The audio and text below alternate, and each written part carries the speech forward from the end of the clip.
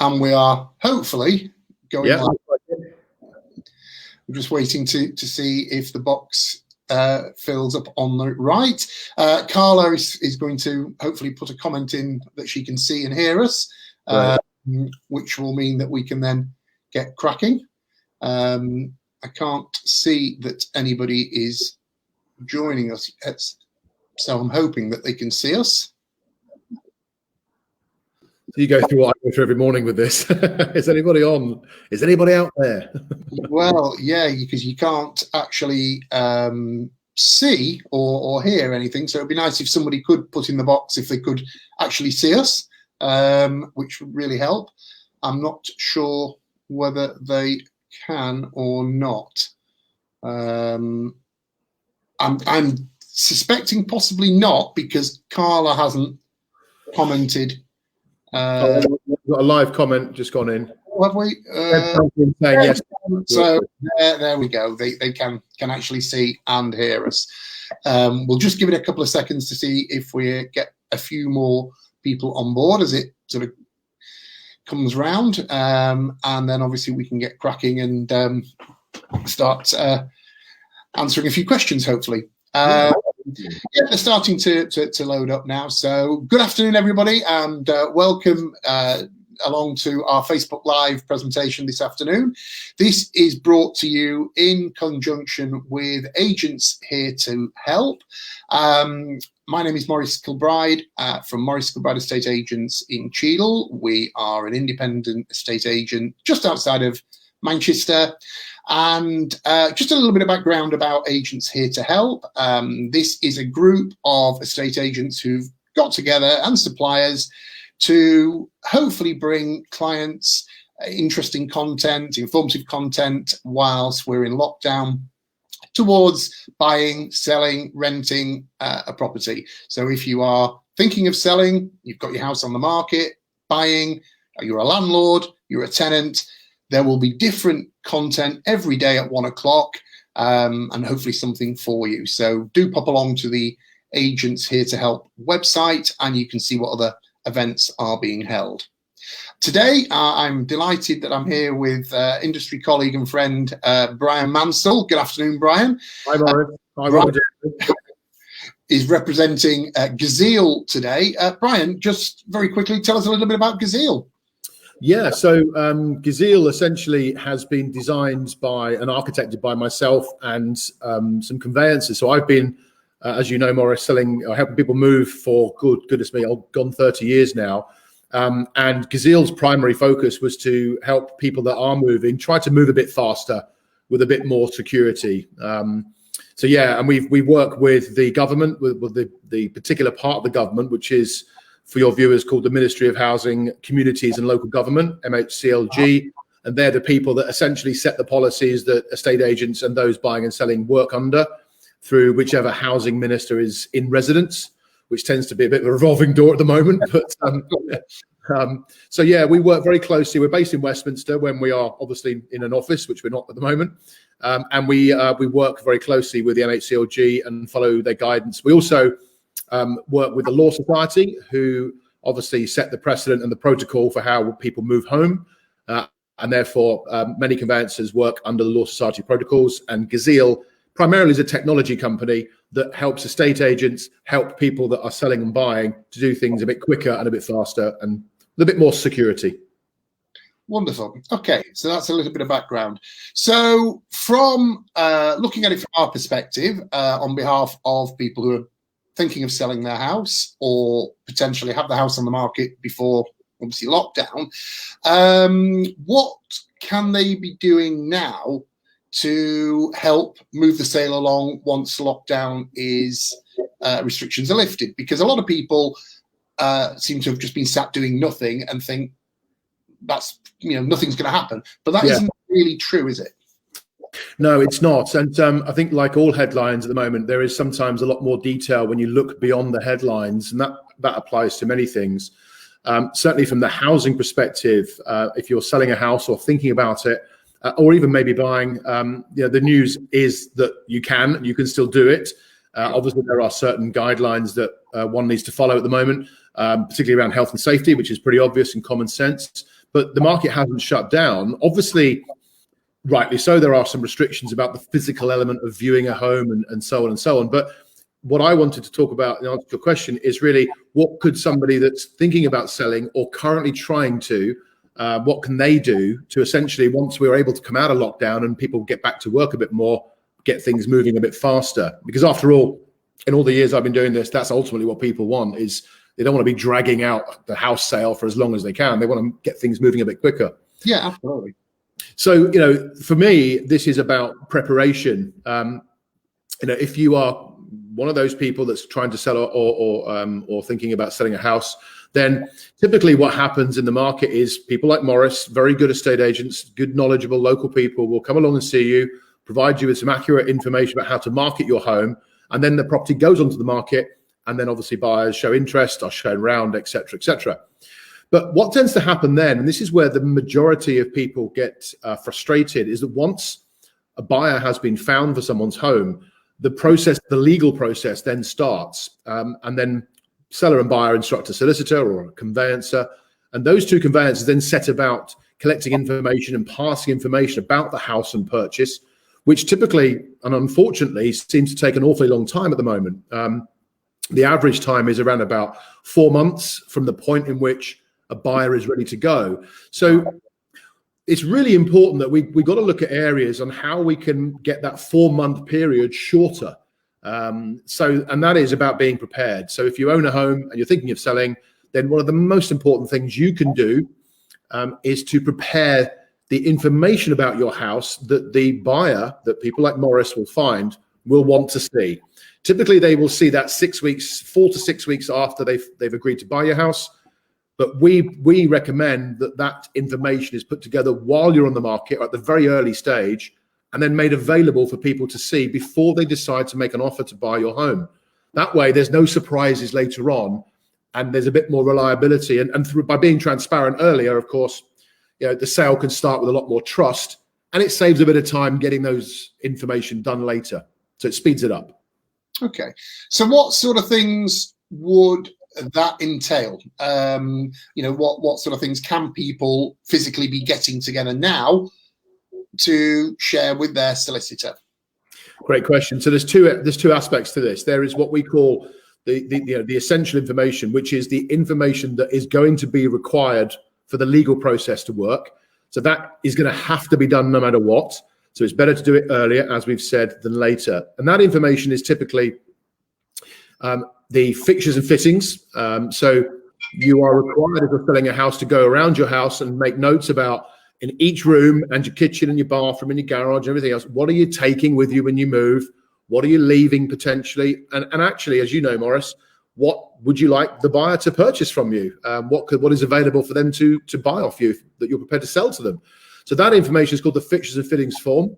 From memory, the legal term is a TA10, which is so it's an actual form you've got to do that forms part of the contract. The second one is a more detailed form called the property information form, again from the Law Society, and that is the key questions about: is there planning permissions around your house? Is there any planning locally? Are there disputes with your neighbour? Which is your fence panels? All of these sorts of things. So that's the essential information, Maurice, that has to be done no matter what. Okay, there's no choice in that. The other part of the information, the second part, is non-essential but recommended, and that is typically to help buyers understand that your house has been well kept, well looked after, well maintained.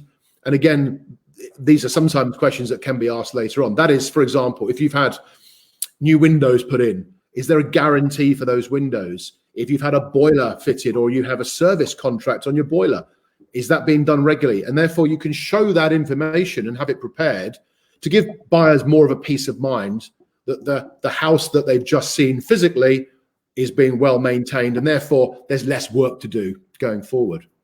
Absolutely. I've just seen a comment in the box from Christian there saying preparation for a smooth sale. This is critical stuff. Absolutely right. And I think you touched on something there, Bryan, that us as agents, we get asked, and it can be really important. People often ask agents, who owns the fence panel on the left, or who's responsible for this? Is the property freehold or leasehold? The big one, and we talked about this previously, is, when was the boiler last serviced? Yeah. The amount of times agents seemingly don't have that information to hand or don't have it available is unbelievable. Agents should be armed with this to provide it so that we're not having these conversations down the line that could subsequently scupper a sale. Well, I also think there's one stage further than this, and certainly as an agent, if you are inviting, as the home seller would do, a trusted estate agent, a local person like you, Maurice, and many agents across the country that know their stuff, the agent should be able to identify when they're on the initial what's called valuation or appraisal. They should be identifying any potential issues that the house might have that could potentially cause a legal delay going forward once a buyer has been found. And it's important that agents have the confidence and the knowledge to be able to advise customers, people selling, that I noticed that could be an issue that may slow things down. So it would be a good idea to maybe engage with the solicitor right now and have that aspect looked at and verified, so that again, when a buyer comes along and sees the property and is on a viewing, and we've both done thousands of viewings, it says, there's a problem with that, that roof looks like it needs replacing. You can say, well, actually, we've investigated that. This is the findings, and you will find that actually it's been taken care of. Here's the guarantee. And again, giving the buyer more confidence, but also protecting the price, which is ultimately what, the key thing. Don't give your buyer any opportunity to find things in your house that they may use as an excuse to lower the price they offer you. So it's much better to be well prepared. Yeah, no, I 100% agree. And I think this is something that, we've in the past, we probably haven't done it enough, but you've had conversations with sellers and they don't understand why you would want them to instruct a solicitor when you put the house on the market. They'll say, well, we haven't found a buyer yet, and things like that. But this is now becoming much more crucial. And I suspect there may be a bit of a clog and a backlog at the end of the lockdown. So it's even more imperative that we get as much done now as we possibly can. Absolutely right. Yeah. And I will say the same applies to lettings as well, actually. If you're advising a landlord on a property that they wish to let rather than just sell, the same rule applies, maybe not necessarily with the solicitor, but certainly, highlighting any areas that may influence the amount of rent that person can achieve for their property. And, we also have a moral responsibility, I think, as well as agents, because of the advice we give and the knowledge we have, to share that knowledge with people. Now, I'm not talking about maybe advising clients to replace their kitchen or knock a wall down and open up the room, but certainly a lot of smaller bits of information that we can give, smaller bits of work, that can help make the buyer or the tenant, in fairness, make a decision quicker whether to take the property or buy the property. And as I said before, protect the price, both whether it's rental or whether it's for sale. Yeah, no, 100% agree. I think it's great advice, Bryan. I think when we were looking at my research with Gazeal, one of the things that you're doing at the moment, which I think is terrific, is that you're offering a service where it's free at the moment to complete the documents that we were talking about before for the solicitors online, free of charge. Is that right? Yeah, that's right. I mean, this is important because I'm probably going to speak, I think, for most of the country when I say this. We don't like filling out forms. Okay, yeah. So some of the legal protocol forms that we are required to complete for our conveyances are quite lengthy. I mean, we're talking 14, 15 pages. It's a bit of it's a big meal to eat in one go. So what we designed with Gazeal, there's two parts to Gazeal, but the part that you're referring to is we looked at ways in which we can make the experience for someone who's selling, when they've got to complete these forms because they kind of have to, as easy as possible and as painless as possible in a way. So the technology that we have enables anyone thinking of selling or trying to sell to simply access the Gazeal platform. And as you say, there is no charge for this, and complete their what used to be legal paper forms on an iPad or an iPhone or a laptop or any sort of device really they choose. And they can complete a bit and save it and complete a bit more later and can do it in bite-sized chunks rather than having a piece of paper lying around. But the key thing that we do, and again, this is free, that really is important, is that it's all well and good having that information available, having it completed, but it's what you do with it that counts. And as I've mentioned before, currently in the normal process, people can fill these forms out early, but it's then enabling the purchaser or the potential buyer to be able to see this information before they make a key decision to make an offer. And we provide that for free to any buyer. So once a seller has completed the forms, our system transfers all of the information that's been done onto the exact legal forms that they're going to have to fill out anyway. So that saves one other job being done. They haven't got to do it again, and they can just send it to their solicitor when they're ready to. But more importantly, we provide that information electronically to any potential buyer to log in, have a look, again, effortlessly, without having to post the forms or download a load of forms off an email. They can see it very clearly on our platform. And then once that's been done, they can make an offer with more confidence. And as you say, we do not make any charge for that service. It's completely free. And have you noticed that those people who do complete the documentation online and do their preparation and send in the documents and everything else before, are you seeing, I know the average time is 15 to 16 weeks, which is ridiculous, in my opinion. What would you say the average time is when they are doing the documentation early? Yeah, great question. So we have, for your viewers' purposes, we have completed over 1,000 of these. So we've got a pretty decent sample size now to look at what time element it's saving. And to give you a rough idea, in of course, if there's a long chain, then the transaction that you're in can only go as fast as everybody else, of course. But in a general transaction, we find that by getting these forms completed and getting this exercise done earlier, it saves around about 20 days, just under 3 weeks, which is, it's worth doing then in that respect, because actually until you have a buyer for your house, you're kind of idle, right? I don't mean that, I'm not professionally, but in the transaction process, you're a seller, you're waiting for people to come and look at your house, you're keeping it tidy, of course, but actually you might as well get yourself put to work and get this information done, because it's ultimately going to save you definitely a period of time once the buyer has been found and we get the sale started. Well, I mean, if we're talking about 3 or 4 weeks, it's as much as a mortgage payment, at least, isn't it? There you go. So there's an one to save himself. So, and it's the stress and everything else that goes with it. If sales can be progressed quicker and smoother, the whole process of buying and selling a house will be easier. Well, it is, because it's about being transparent. And the point I made earlier on, and this is the point really to get home, is that this information is information that's going to be seen no matter what. So sometimes we have sellers saying they're a bit nervous about putting everything there, because what if a buyer doesn't want to buy my house? The key point here is that they're going to find out, they're going to see it.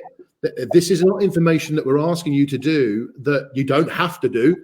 And ultimately, the decision that someone has that's selling a house is, would we rather have the purchaser, if they are going to change their mind, do it now at the very beginning when there's no investment or cost made, or do it 6 weeks later when you've got your house packed up in boxes? Because of course, as you know, if a sale falls through, the longer it takes, the more risk is attached, the more chance of it not going through. And there's nothing worse, and I've been in this situation myself, when you've packed your house up and then suddenly your buyer pulls out at the last minute, you've got to go back on the market, kind of unpack your boxes, dress your house again, ready to be resold. And that's nothing worse than that, I think. No, absolutely, 100%. Another thing that I've noticed about what Gazeal are doing, which I like, and it's sort of, I think it's going to become more prevalent in the marketplace, is reservation agreements. I'd like to look at those as well, if I may, and what the benefits are from a seller and a buyer's perspective. Yeah, of course. Well, I mean, the reservation agreement is nothing new. As you know, there are reservation agreements in the marketplace, and there have been for a very long time. And you tend to find versions of them typically with new house purchases, certainly with auctions and that sort of thing. So what we wanted to do is we wanted to take our model one step further for people and actually provide the one thing that we understand, and certainly people like us, Maurice, with our experience understand, is the anxiety and the uncertainty of once a buyer has been found. If you're selling a home, there's quite a long way to go yet, and we've talked about it, 3 or 4 months, where at any point that purchaser could change their mind and withdraw, and you're kind of left high and dry. So we wanted to tackle that, and what we decided to do was look at not just what happens in the new home sector, but also what happens in Scotland, what happens in other countries, but also what happens with other major purchases. So we modeled this on things like buying a new car or a new kitchen or even a holiday. That basically meant that if you wanted to do something like that, you're going to have to show a bit of commitment. So we looked at, how do we get a bit of commitment, some commitment at a part of the transaction where typically there is no commitment at all, i.e. when a buyer and seller have agreed a price. So the reservation agreement is a simple 2-page document that just sets out what the seller and buyer have agreed as it leads them towards the legally binding section, which is exchange of contracts.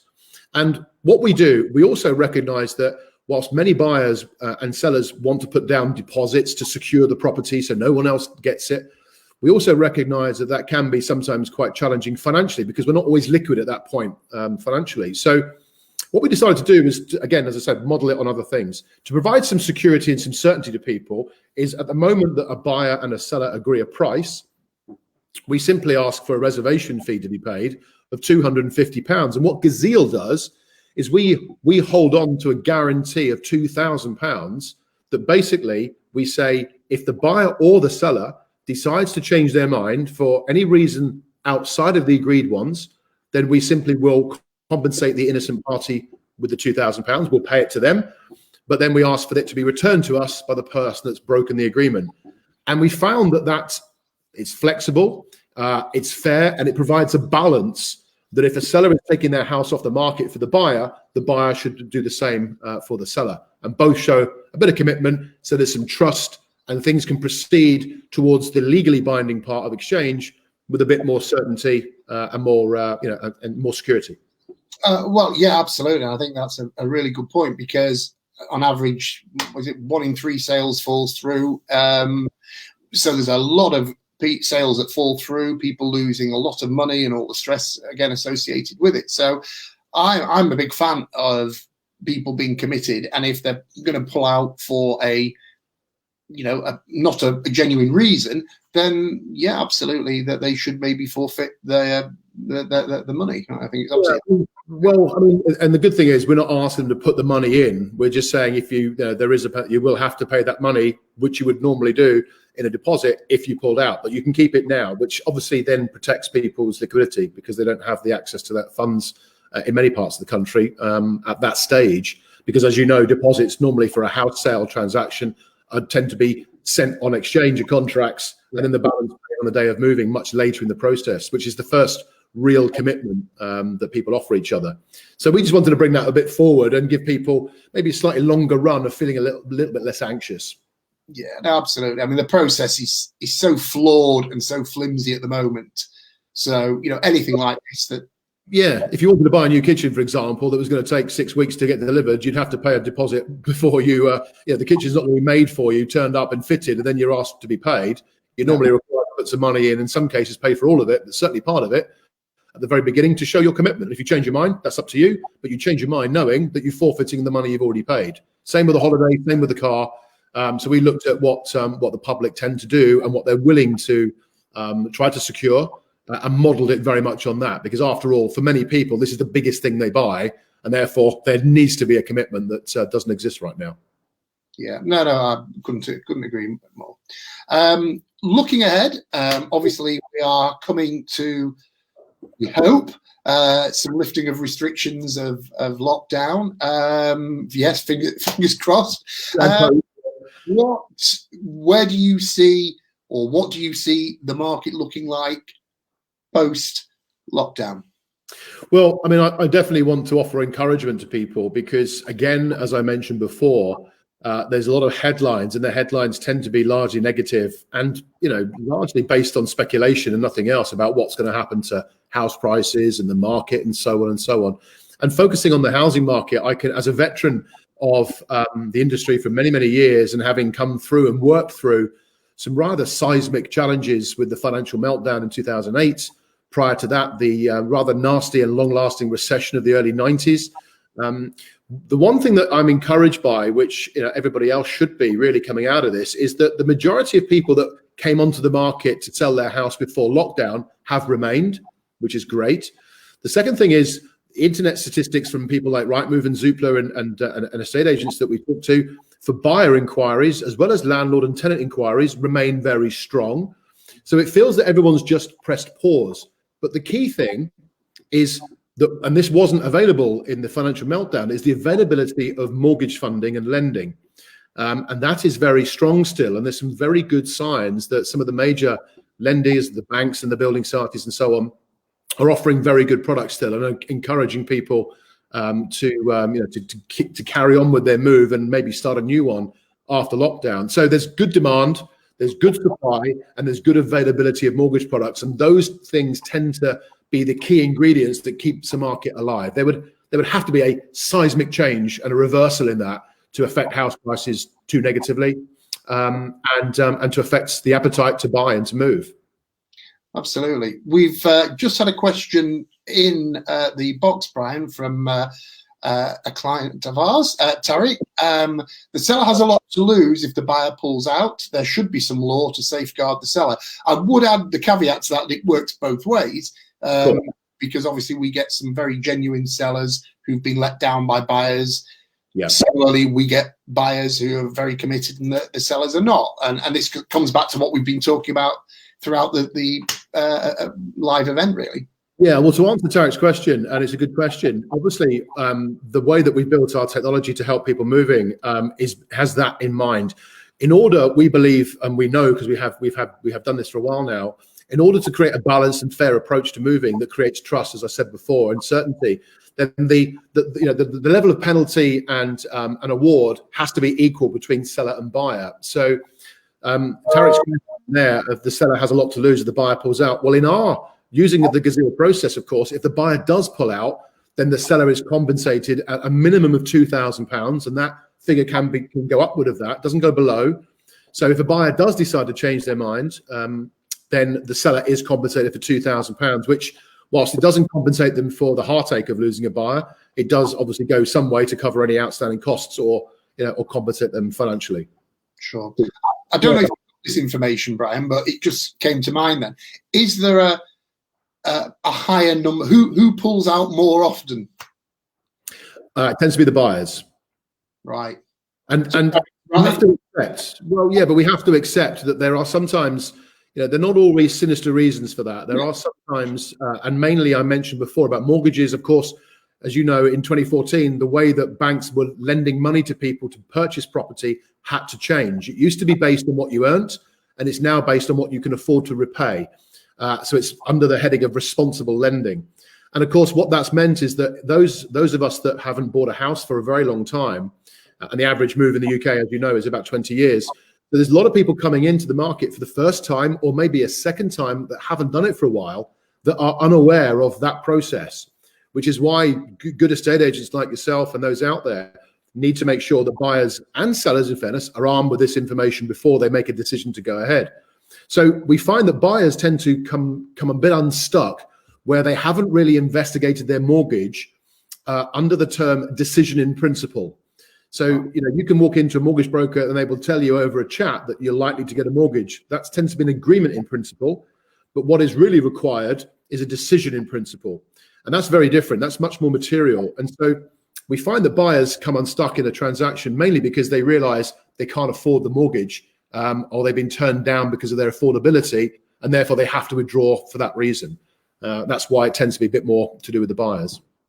Just for, if you could just clarify that, Brian, for me, so that people watching and who may watch later on, the difference between the decision in principle and the agreement in principle. Yeah, of course. So the terms that obviously estate agents use and people is AIP or DIP, of course, agreement in principle, decision in principle. So essentially an agreement in principle is an agreement subject to what the purchaser, the buyer, has told the mortgage broker. Yeah. So let's say you're the mortgage broker and I'm the person wanting a mortgage. You will ask me questions. What do you earn? How many kids have you got? How much? What's your bills? And so on. I'll tell you all these things.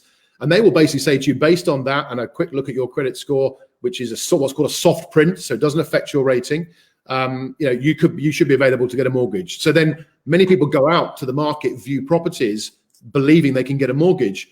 But a decision in principle is a more physical and more deeper dive into your finances. It's looking at your pay slips, looking at more detailed credit information, and of course then subject to the house and the survey. And there's a big difference. Okay. So moving forward, we're hopefully going to come out of lockdown very, very soon. And we hope the market is going to go back to well, we don't know what it's going to do, but we're optimistic, obviously, all of us who work in the industry. But I think that the next 3 or 4 months are going to be really, really crucial. And I think that will determine where the market, sort of goes next year, quite frankly. Yeah. What's your sort of biggest fear for the market? Yeah, okay, that's a great question. And you're asking me it live, which is great. So sorry. No. I mean, by all means, I'll happily answer it with my belief and my knowledge based on what I know. I don't have a crystal ball, and my God, I wish I did.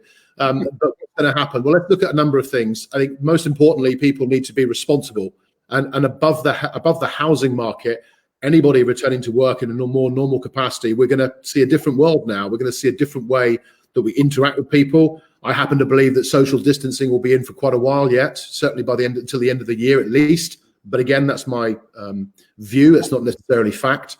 But I also believe that with the housing market, as I mentioned before, there's still good signs of a strong demand. I expect what will happen is there'll be a rush of, certainly in the rental market, of people wanting to get into their properties and get on with a move that was paused. And much the same with people in transactions where they're buying and selling. I think there'll be a rush for that. But I then believe there might be a little bit of a lull going into Q3 because, of course, the number of sales that have started or were due to start or would normally have started during the spring months of April, certainly back end of March, April and early part of May, of course, haven't happened. And certain stats are going around at the moment that suggest that number has fallen by around about 50 to 60%, maybe slightly higher. So, of course, that's going to have a knock-on effect in the market in maybe not the first month or two when everyone, as I say, rushes, but the month after that. So maybe Q3 will be a bit tough, which may have a small impact on house prices or demand. But I then expect that to recover under the guise I mentioned before, as long as the lending is there and people's employment is there, of course, and these things should see the market recovering. So I would expect a return to normal market conditions by early 2021. Okay, that's good. Well, I don't disagree with you. I think I'm very much the same. I think that we'll come back. We've got a little bit of work to do with the stuff that we've got. It'll be interesting to see how people react to obviously a post-COVID world in terms of how comfortable they will be with letting people into their properties and things. So it is going to be an interesting and again unprecedented, a word that we've come to use a lot recently. Moving forward as well. I'm very conscious of time, and there doesn't seem to be any other questions in the question box. So I would just ask, finally, Bryan, I really appreciate your time. I know you got a lot on today. What would you sum up is the best thing potential house sellers now thinking of putting the house on the market after lockdown, what they can be doing or should be doing? Yeah, great question. So, typically we would be tarting the house up, getting the snagging jobs done, liquor paint on the porch and these sorts of things, and getting the house clean. That still stays the same, probably more so now than ever before. But as I mentioned before, it's so important that if you are serious about moving, then prepare to move. Don't prepare to go on the market. Prepare to actually move, and as I say, get your information together as quickly as you can. The other thing that I would suggest is that you also prepare your home to have a video conducted of it. Because one of the things that has come out of this period that I believe and I actually would welcome continuing is before people allow buyers into their house, and of course there are going to be some restrictions on that, then it'd be ever so important to make sure that your home has a video tour done of that property. Now, whether that's something that the homeowner could do themselves and practice with it, maybe that would be a good start. But certainly encourage your estate agent that has that technology or the ability to provide a virtual viewing for a potential buyer before a physical one would be the other step that I would suggest would be very important to do. Yeah, I think you're right. I think that there will be a lot more use of virtual viewings, virtual valuations, which obviously we're setting up now or have set up. And I think people will be a little bit nervous for a while before, I think there'll be a lot more of that. And it will also save a lot of time as well for people as well. I love the idea of having a virtual open house. I love the idea in sales and rentals of marketing a property to the market first with a video that's live at a certain time that anybody interested can jump on and have a good look at, And from there, you'll filter out some of the people that come around your house that don't ever really want to buy it. Let's get rid of those people so that you have fewer people physically around, but those people are more educated and actually are more likely to buy your house or rent your house. Yeah, no, that's brilliant advice. As everything you have said today has been, Bryan. I think there's a lot of great content in there, and as I say, hopefully people who haven't been able to get on today will see it later on, because there is some really valuable content in there for anybody who is thinking of moving. So, thank you for your time today. I will no doubt be catching up with you again very, very soon, and enjoy the rest of your day. Thank you. Anybody, if you've got any other questions, obviously at some point, please feel free to email me or drop me a line of our Facebook. Thank you very much indeed for watching today, and we'll speak to you very, very soon. Stay safe. Thank you. Thanks, everybody. Bye-bye. Bye-bye now.